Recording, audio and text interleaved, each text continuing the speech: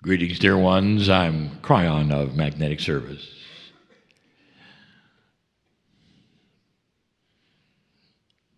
As you see the two on the stage, there would be those who would ask, Cryon, do you know of the blue-white collection? What do you think?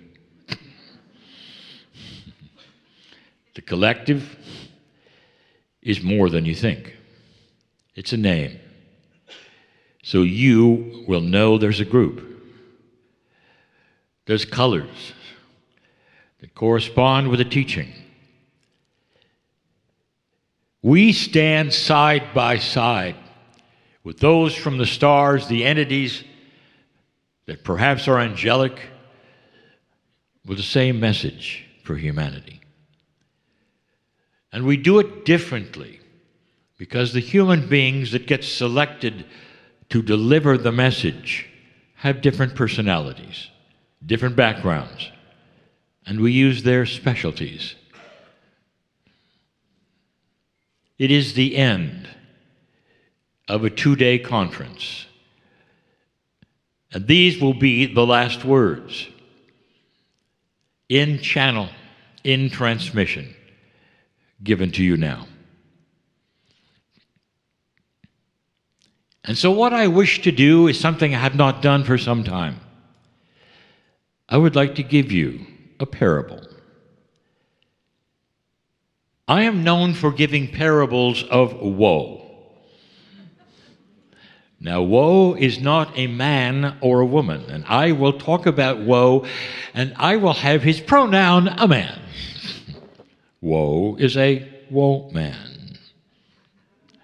He can be either gender, but for the story today, he was a he.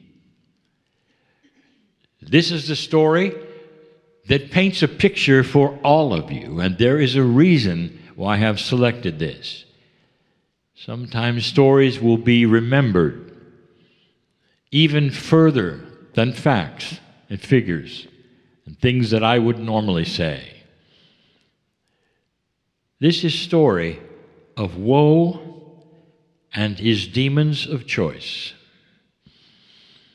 Even as a child, woe was bothered by those that would chase him, and it made him afraid. Even as a little boy in his room, he knew there were those around him. He could actually hear them. As a child, as an infant, he knew he could hear these ones. It was very frightening.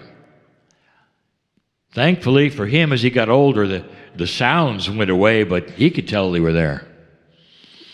Everywhere he went, he absolutely knew he was being chased by these demons. So afraid he was that he would even test to see if they were following him from day to day. Sometimes he'd walk a little faster, and he knew they were there. He could feel them. As he grew up, one time he remembered, if I run as fast as I can, do you think they'll still be there, these demons? So he did a test, and he ran around the block until he couldn't even run anymore, and panting, and they were there. It took him a little longer to catch up with him, but they were there. All of them. And he thought to himself, would this be the way it is all my life? These demons will be there, following me. Just waiting, perhaps, until I fall asleep or I get sick or something to pounce on me. And he was afraid. It tempered his life, because he was always looking around to see if he could see them or somehow ditch them or perhaps somehow get rid of them. Yes, he went to his priest. Yes, he went through all of the things that they told him to do. But they were always there. Always there. Woe, of course, was a modern man, and this is a modern story. And Woe happened to see something one day because he was on Facebook. There was going to be a meeting in Rochester.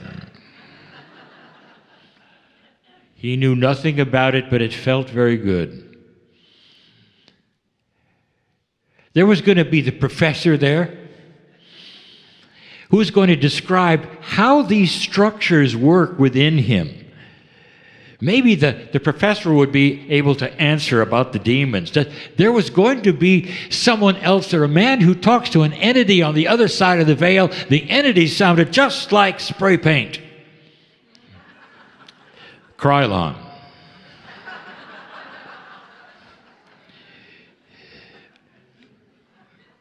He had to go. Had to go.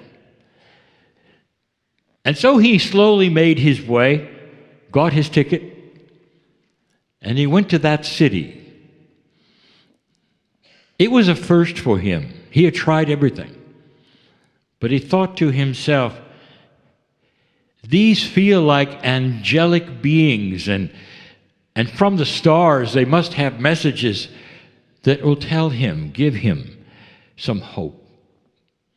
He sat in the meeting the first day enthralled by what he was hearing, but most of all, he felt complete and total peace.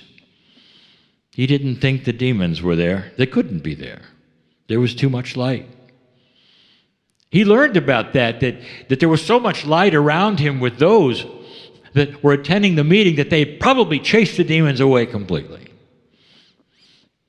And he was satisfied with that. It's the first time that Woe had felt that peaceful.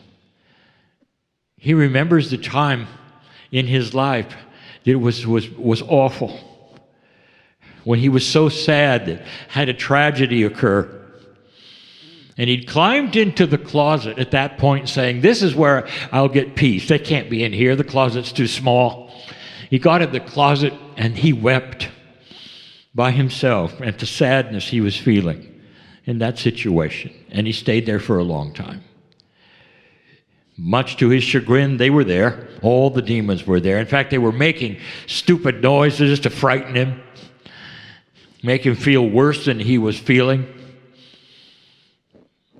But he came to that meeting in Rochester and sat there and felt completely peaceful. Something was different. He went into the second day, and that's when it happened.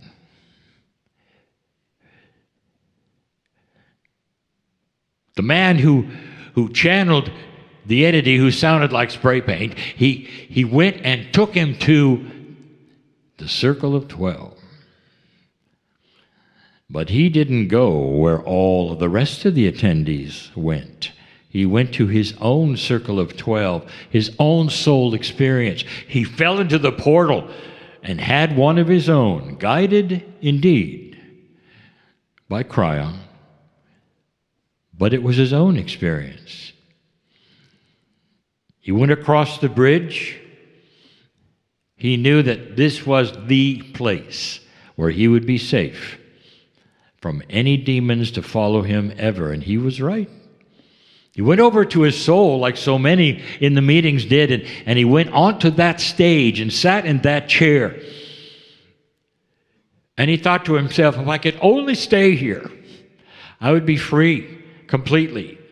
And then he was told, well, he can go there anytime he wants to. And he was calculating how he could do this when everything shifted, because he was led to see who was in the audience. There weren't that many.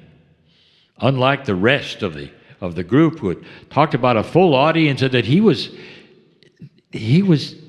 seeing only really a few. But he really didn't see them until the light came on. A huge golden angel was there, greeting him, Woe, welcome to a revelation.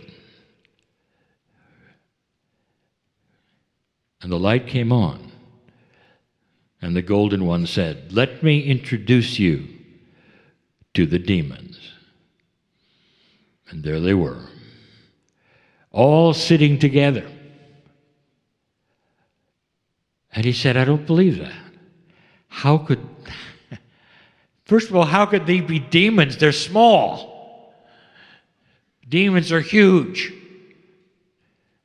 And the golden one said, let's let them talk.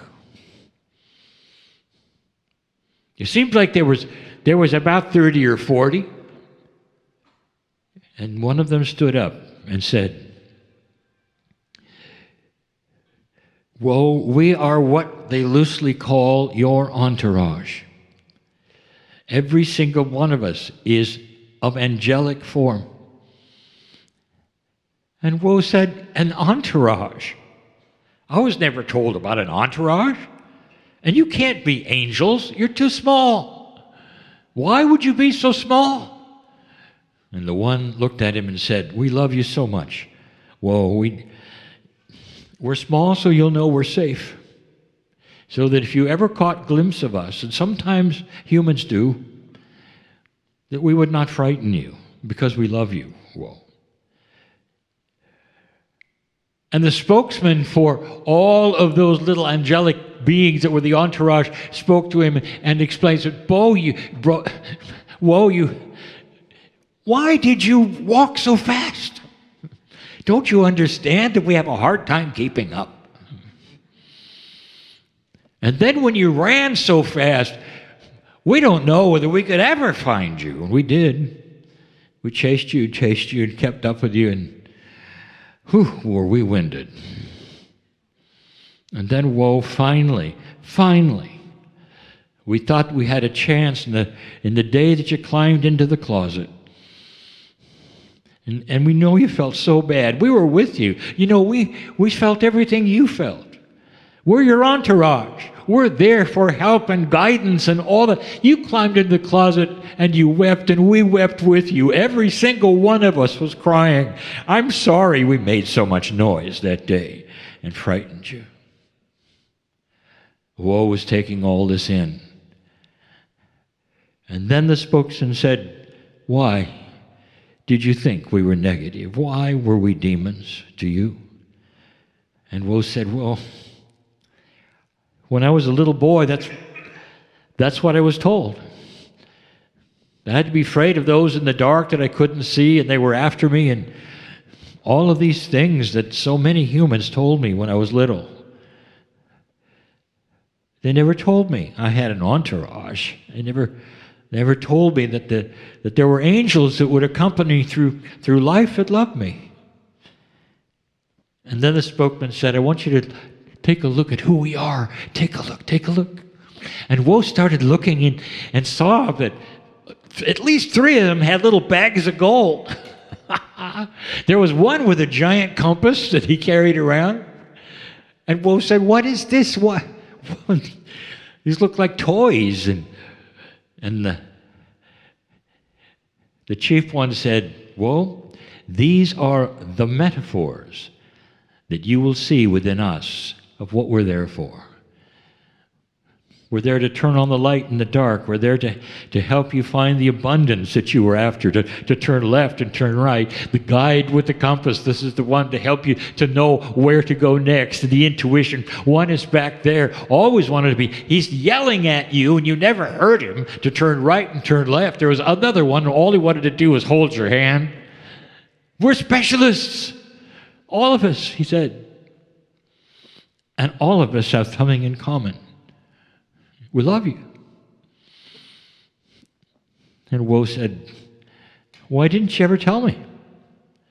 And that's when he said, because you never ask.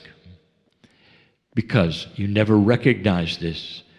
Every human being must give intent to see truth, to ask for the guidance that is there, that is sacred and beautiful and lovely.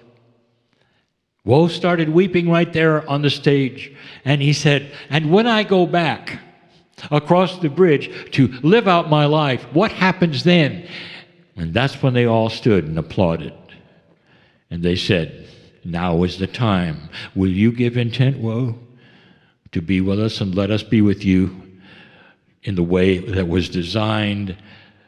And he said, I give intent, I give intent, I give intent. Woe came out of that, sitting in this group with you, and realized that there were no demons, that all there was guides and angels, an entourage, that this was the beginning of a new kind of life for woe.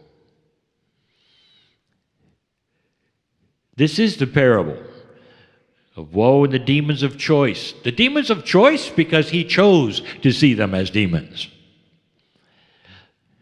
Are you aware there is an entourage for every human here?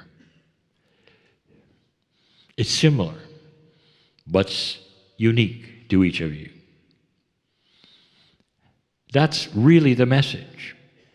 You're not who you think you are. You got a lot of help. You got a lot of love here. The meeting was over. One woman came up to Woe and said, well, it was good to have you here, sir. Tell me, what was your favorite part? Whoa, he thought to himself, well, I'm not going to tell her about the demon. I'm too embarrassed for that one. I'll make it quick and easy. And he thought for a moment. He said, my favorite of all that I saw was on the second day when the professor said that I could ascend in a vehicle with an ice cream cone. And so it is.